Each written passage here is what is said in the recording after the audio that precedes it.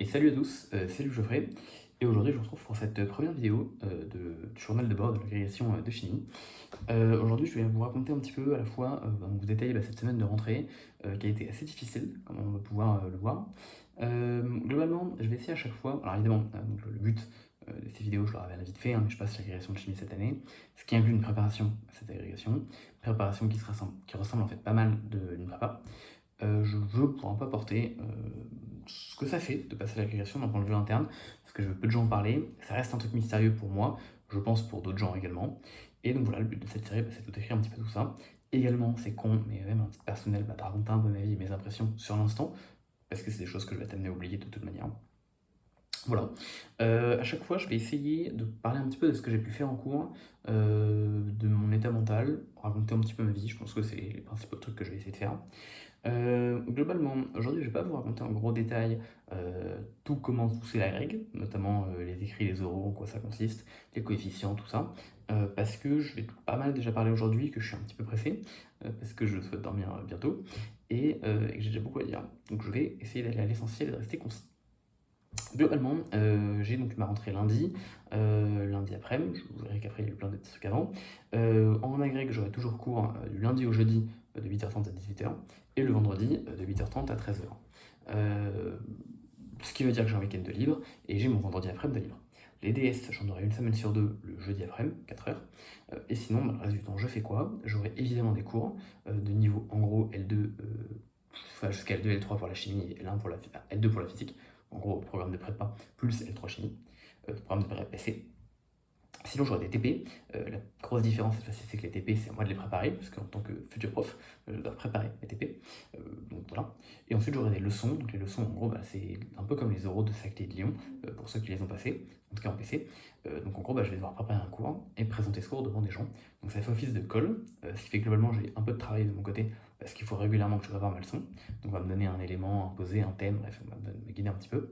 Et l'idée, c'est qu'on passe devant toute la classe. Comme ça, derrière, on se fait critiquer par les profs et ça nous permet de nous améliorer. Et les gens de ma classe peuvent avoir ces critiques, voir comment d'autres gens présentent des leçons, et puis réviser un peu les cours qu'on présente. Les cours, du coup, justement, comment on les bosse, on va speedrunner, parce que les écrits sont très tôt. Donc on va speedrun le programme comme jamais, et en gros, en fait, il y a des trucs que tu bosses pas, et tu les bosses juste avec les leçons des autres. En tout, on est 8 en cours, donc c'est pas énorme, très peu. Il y a des profils vraiment variés, donc ça c'est bien. Il y a à la fois des gens qui sont une sorte de thèse, il y a des gens qui enseignent depuis déjà très longtemps, au collège ou au lycée, et qui veulent step up dans le game. Et puis il y a des étudiants comme moi, on est 8, c'est pas énorme. Voilà, je pense que j'ai fait le principal. Cette rentrée, j'ai eu globalement cours lundi après-midi. Après, j'ai eu une semaine qui n'était pas si chargée, parce que en fait, parce que c'est plein de présentations, quoi. Donc on m'a présenté une leçon, les élèves de l'année dernière sont venus, on nous a présenté les montages, et on nous a présenté quelques logiciels qu'on est censé utiliser en tant que prof, genre Dosaku, Regressy, tout ça, donc j'ai appris à maîtriser tout ça, c'est fantastique. Enfin voilà, donc un petit peu la base GUMMC également.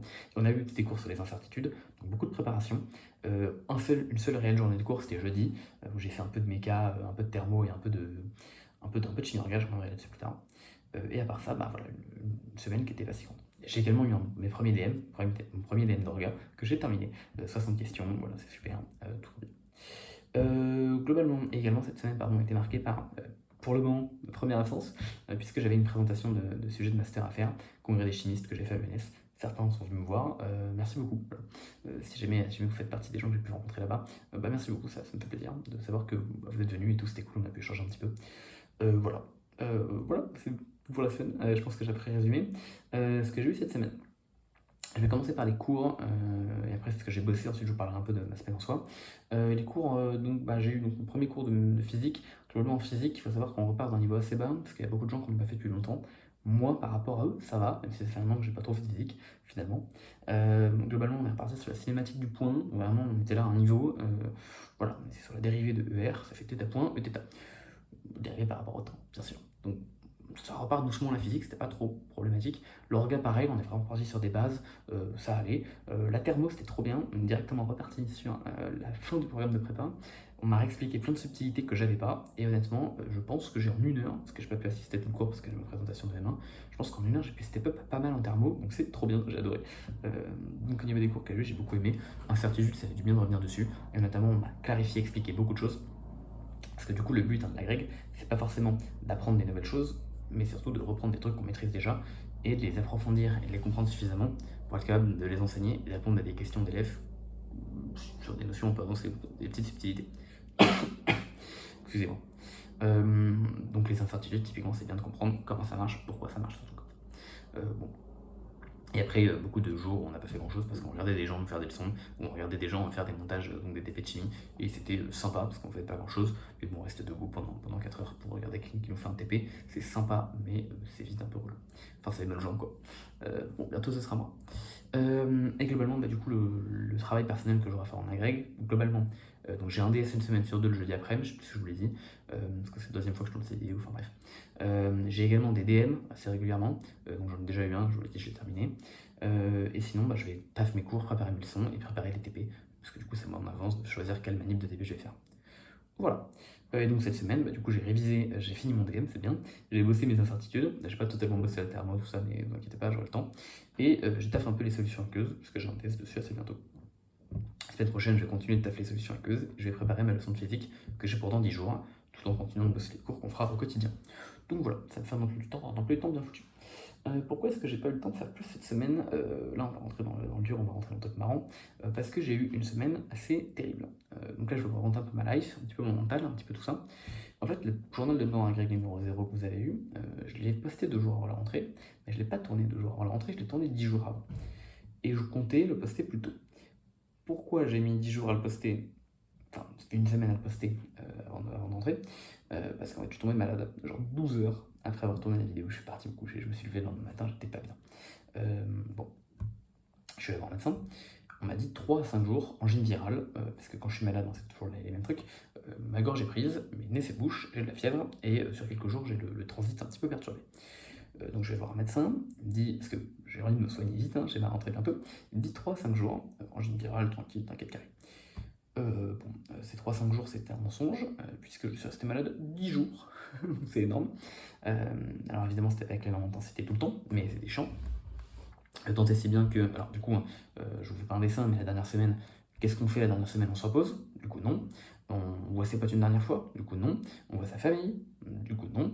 Et on déménage? Du coup, oui, mais compliqué. Donc je vous dis pas le déménagement, on est arrivé sur Paris, récupérer ma chambre, faire le ménage. Bon, c'était compliqué, je l'ai fait, il fallait le faire. J'ai été aidé, heureusement, je suis pas tout seul. Merci maman. Mais ça reste compliqué. Bon, une fois qu'on a fait tout ça, on reprend, mais je suis toujours malade. Entre-temps, je suis retourné voir un médecin, parce qu'on m'avait dit 3 à 5 jours, et moi ça fait beaucoup plus. On m'a dit, non, c'est peut-être le bon traitement, il n'y a rien de plus à faire. Je m'étais mis à tousser en plus en même temps, on voit que je tousse encore un petit peu. Qu'est-ce que je disais? Donc bon, mais le médecin m'a confirmé, rien à faire. Il m'a dit peut-être un Covid, ça peut valoir le coup d'aller se faire tester. Donc on m'a remis un coton-tige dans le nez, j'étais négatif au Covid. L'avantage, c'est que ça m'a débouché le nez, il s'est pas rebouché après, au moins. Comme quoi, il y a des avantages à tout. Donc compliqué. Si seulement ça s'arrêtait là, si seulement. Dimanche, j'ai un pote à moi qui est venu dormir chez moi. C'était prévu depuis un petit moment, il devait prendre un avion un peu plus tard, et il ramenait son chat. Bon, je lui ai dit, vas-y, un soir, un chat, tranquille. Moi, je suis con, en fait. J'ai jamais eu d'animaux chez moi avant. Et en fait, j'ai jamais réalisé quand j'allais chez les gens, parce que tu caresses le chat, c'est mignon. Mais en fait, un chat, ça demande une gamelle, ça demande une litière, ça demande, eh bien, ça pue, voilà, pour le dire, ça fout des poils partout. Et c'est con. Et quand tu cumules ces 5 trucs-là, en fait, il faut savoir que moi, du coup, je rentre, genre là, j'étais parti manger avec mon pote, on rentre chez nous, il est 15h. Moi, j'ai envie de dormir, parce que je suis claqué. Et en fait, le chat s'est bloqué dans l'évier. Mon évier. Donc, je vais acheter un tournevis à Lidl. Je démonte mon évier pour faire sortir le chat. Sauf qu'en attendant, on a mis 1 heure à essayer de faire sortir le chat, parce qu'avant d'aller acheter le tournevis, on a essayé de le sortir en le prenant le tirer. Comme j'ai les bras relativement fins, je pense que ça se voit, évidemment, c'est moi qui foutais ma main pour tirer le chat, qui m'a pas griffé, mais qui aurait pu me griffer. En tout cas, il a analysé et retenu l'odeur de Louis égale danger. Donc j'ai été retenu comme étant en danger pendant tout le reste de la soirée. Une fois que du coup on allait acheter les tournevis, on a démonté le truc, bon il est 16h30, le chat est paniqué, donc on le laisse tout seul, donc on repart dehors. Moi on me rappelle je veux dormir, je suis malade à ce moment-là. Donc on repart dehors, en revenant le chat est toujours terrifié, et en fait il est resté sous mon lit pendant toute la soirée. Donc il n'a pas mangé, pas bu, pas pissé, bon, sachant qu'il venait de faire un voyage en train, donc il n'a rien fait de la journée. Finalement on est parti manger le soir, on l'a laissé 2 heures tout seul, il n'a toujours rien fait. On rentre à genre 23h, enfin on rentre un peu avant, mais on se couche à 23h. Et à 23h, quand on se couche, le chat commence à faire sa vie. Donc il mange, boit, ça fait du bruit. Il pisse plusieurs fois, ça fait du bruit. Il se remet 2 fois derrière l'évier, On va le ressortir. J'ai remonté l'évier après, donc là je l'ai toujours démonté, plus simple à ressortir, hein, mais on ressort. Il vomit par terre, moins cool, il faut nettoyer. Et puis surtout, il m'a associé mon odeur comme étant en danger. Donc quand je veux le caresser, il me renifle, et puis après il crache, parce que ah, danger. Donc qu'est-ce qu'il fait du coup ce chat comme il est con? Moi je dormais par terre sur un matelas, il venait sur moi.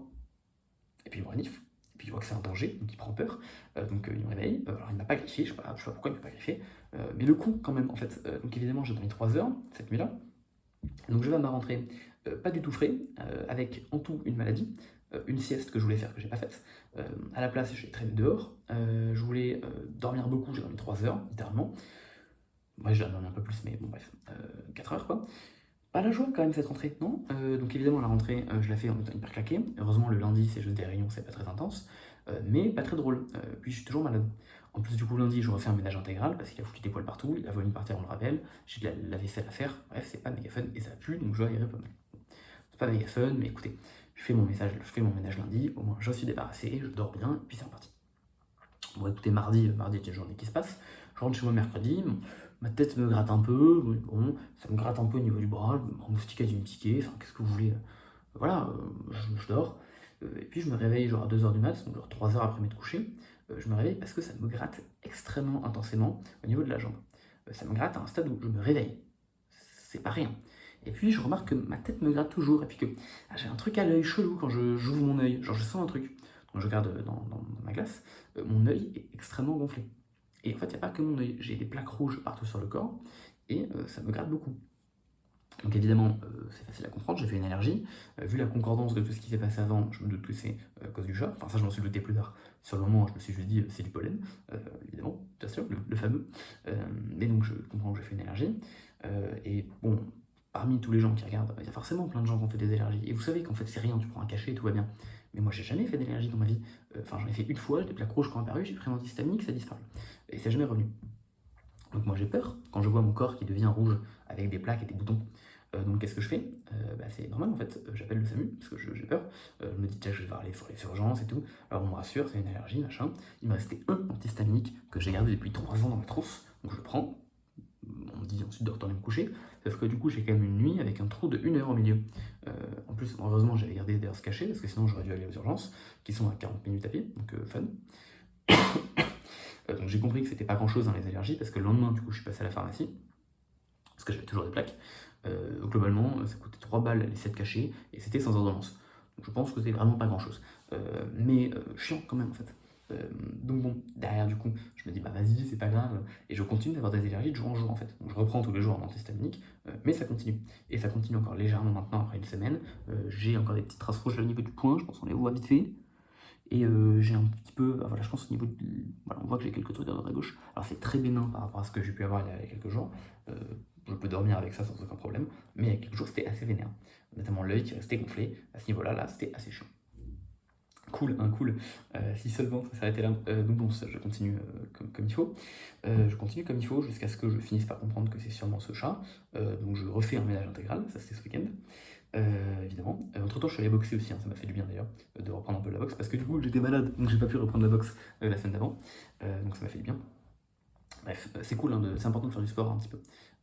Bon, c'était une reprise, hein, donc j'étais pas flamboyant, mais c'est important.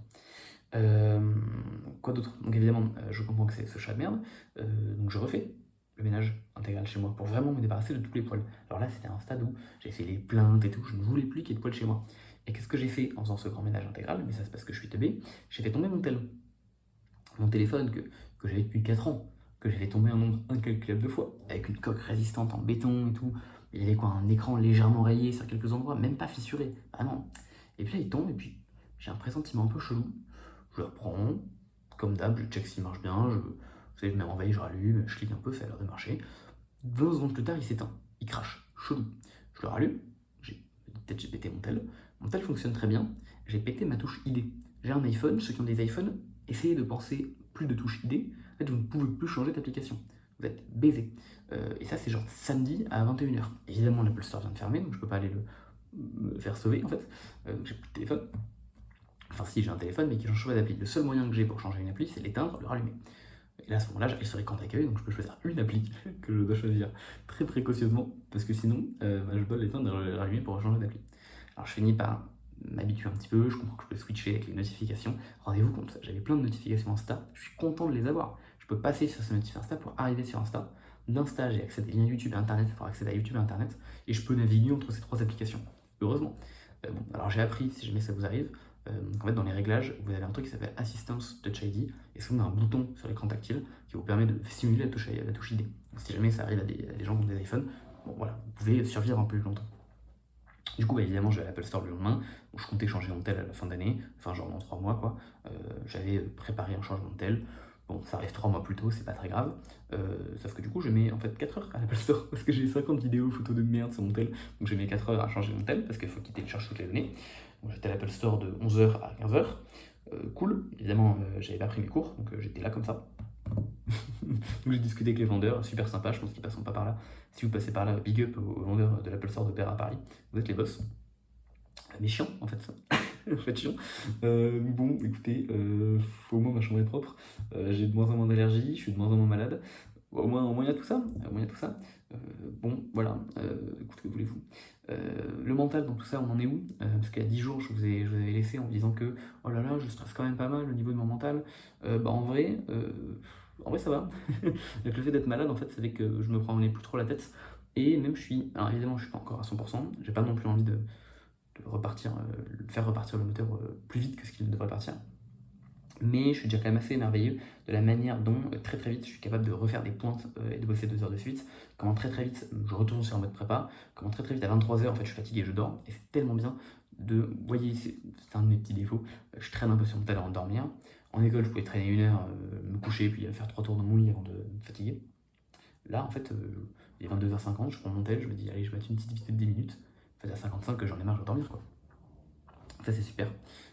D'ailleurs, il est 22 h 57, donc vous voyez que YouTube me fait prendre du retard, hein. Donc je vais essayer de finir un peu vite. Mais bon, donc ça, je suis assez émerveillé. D'ailleurs, je suis claqué actuellement. Donc ça c'est cool. Et sinon ouais, donc voilà, je suis vraiment content. Je pense que faire une prépa ça aide beaucoup pour vraiment se remettre dans le bain extrêmement vite. Et à ce niveau-là, je suis assez content. Et en vrai, j'aurais pu stresser vis-à-vis du fait que j'aimerais bien me remettre dans un mood prépa assez vite. Et en fait, du fait que, en fait, pas du tout.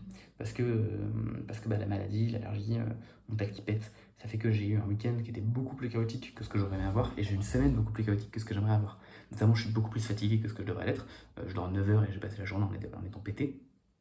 Là, ça se voit pas parce que j'ai un pic d'énergie à 21 h, mais sinon j'étais pété toute la journée. Donc bon, c'est des trucs qui sont pas méga rassurants pour un début d'année. Mais en vrai, enfin, j'ai pas la meilleure des rentrées possibles. Mais en vrai, c'est la rentrée, j'aurai le temps de rattraper, ça va pas toujours être non plus, c'est pas une semaine. Je vais avoir le temps de me reposer, j'espère quand je peux, là, j'aurai peut-être une rentrée un peu moins efficace. Mais je vais réussir à rattraper le coche, je me fais pas trop de soucis là-dessus. Et puis en vrai, j'ai toujours un peu ce truc de me dire au fond de moi, vous voyez, je vais pas trop épiloguer dans cette vidéo parce que je veux dormir, mais je trouve que c'est très important, au fond, d'essayer de se projeter un peu. Alors, j'appelle ça le narratif, le personnage, appelez ça un peu comme vous voulez, mais je trouve que c'est facile de se visualiser être un truc, et à partir de là, d'être ce truc. Et c'est peut-être une histoire de fake it until you make it, de s'imaginer quelque chose et on finit par le devenir, je sais pas. Mais je trouve que ce narratif qu'on se raconte, c'est un truc vraiment important. En tout cas, c'est un truc que j'ai toujours fait. Et il y a un narratif que je me suis toujours un peu raconté, je sais pas à quel point c'était en moi et à quel point ça l'est devenu, ou à quel point ça l'était déjà de base, mais je me suis toujours un peu dit, alors en anglais, je sais pas exactement comment le traduire en anglais, mais enfin comment le traduire en français, mais en gros, the harder, the tougher. Plus c'est compliqué, plus t'es résistant. Je pense que c'est la meilleure traduction que je puisse avoir. Et en vrai, au fond un peu, plus je me retrouve dans des situations chiantes, plus j'ai tendance à être un peu hargneux, à être un peu résistant et à m'accrocher. Et au fond, c'est un peu ce que je me suis répété toute la semaine. Ouais, c'est dur, hein. Mais en vrai, au fond, voilà quoi. Au fond, est-ce que c'est pas ce qui te rend un peu plus résistant? Et au fond, également, on est vraiment au tout du fond là. Est-ce que tu recherches pas un peu le mode difficile aussi de temps en temps? Parce que je sais pas à quel point je sais plus à quel point j'étais rentré dans les détails, mais j'ai un peu cherché la prépa dans le mode difficile. Il y a plein de trucs que je me suis un peu imposé comme un con, que j'aurais pu ne pas m'imposer, plein de trucs que j'ai un peu fait. Alors ça me faisait plaisir de temps en temps, enfin bref. Il y a des trucs que je me suis imposé qui fait que c'était un peu en mode difficile pour moi la prépa. Et en vrai, est-ce que mine de rien, t'es finalement pas plus efficace et tu prends finalement pas plus ton pied quand t'es vraiment sous pression et en stress, plutôt que quand tout va bien et quand c'est chill? Et en vrai, je pense un peu. Donc voilà, the harder, the tougher, plus c'est compliqué, plus on est résistant, voilà. Un narratif que j'essaie de me donner, je sais pas à quel point c'est moi, à quel point je le suis devenu. à quel point c'est pas moi, mais écoutez, je trouve que c'est important de réussir à visualiser les choses qu'on peut être. Évidemment, on va pas être tout et n'importe quoi, mais si vous êtes capable de visualiser, ça peut aider. En tout cas, actuellement, en vrai, je me sens bien. Je suis contente de cette reprise malgré tout. J'ai des bonnes sensations, on va dire ça comme ça. J'ai des bonnes sensations. Évidemment, je vais être amené à reprendre petit à petit avec une intensité un petit peu plus forte. Dans tous les cas, j'espère que votre rentrée s'est bien passée. N'hésitez pas à me dire si jamais ça se passe bien, ceux qui sont en prépa, whatever. Si jamais vous êtes juste en école et que vous chillez, j'espère que ça vous fait du bien de voir un mec qui galère. Voilà, j'espère que ça fait votre feuilleton du dimanche. Peut-être du lundi, parce que le dimanche 23h, je pense que je vais poster ça demain. Enfin, je vais. Vous avez capté. Voilà. Et puis écoutez, moi je vous souhaite une très bonne journée. Je vous prendrai le temps de détailler plus de trucs concernant comment ça va se passer avec plus tard. Puis voilà, en vrai, je vais pas faire plus long, je vais aller dormir. Voilà, j'espère que ça vous aura plu. Je vous souhaite une excellente soirée. Et puis moi, sur ce, je vous dis à la prochaine. J'ai essayé de tourner ça. Putain, j'ai oublié de le dire au début. Tant pis, je retourne pas la vidéo. Je vais essayer de passer toutes les semaines. Si je suis trop claqué, je posterai une fois toutes les 2 semaines. Enfin, ça dépendra. Mais si une semaine je saute, c'est juste que je suis fatigué, que j'ai pas le temps. Et que je travaille. Ah oui, putain, j'ai oublié plein de trucs. Mais comme je l'ai retourné 2 fois, je sais plus si je l'ai dit ou pas, mais je crois que je l'ai pas dit. Quand je dis que c'est vraiment génial, c'est déconné. Bon, bref, quand je dis que c'est trop bien de se remettre en mode prépa, j'ai parlé des piquettes d'accélération, j'ai parlé du fait de se coucher tôt le soir. Il y a un autre truc qui est trop bien. Quand vous êtes en prépa, vous êtes frustré socialement parce que vous voyez pas assez les gens. Et donc, quand vous voyez une personne 10 minutes, ça refait votre journée. Quand vous croisez un pote dans la rue et que vous avez 10 minutes pour lui parler, votre journée est refaite. Ça a tellement été mon cas, genre jeudi, vendredi, vraiment. Encore une fois, je pense qu'ils ne regarderont pas, mais si par hasard vous reconnaissez, je pense que vous voyez. Voilà, je suis vraiment content d'avoir pu croiser une pote quelques fois dans la rue et dans ces couleurs de Montrouge. Voilà, ça a refait mes journées de leur parler un quart d'heure. Et au fond, quand on est en école, on s'en fout. Les gens, on les voit 3 heures par jour, on discute de tout et de rien, on s'en fout. Là, vraiment, les 10 minutes, c'est les plus précieuses de ta journée, genre. Et c'est trop bien. C'est vraiment trop bien. Bref, donc voilà, le mode prépa est retrouvé un petit peu. En tout cas, je suis vraiment satisfait de retrouver les sensations aussi vite. Et de re-rentrer dedans aussi instantanément, quoi. Vraiment, c'est dingue. Voilà, j'espère que ça vous aura plu. Sur cette très bonne soirée, je vais pas faire plus long. Et je vous dis à la prochaine. Allez, bye!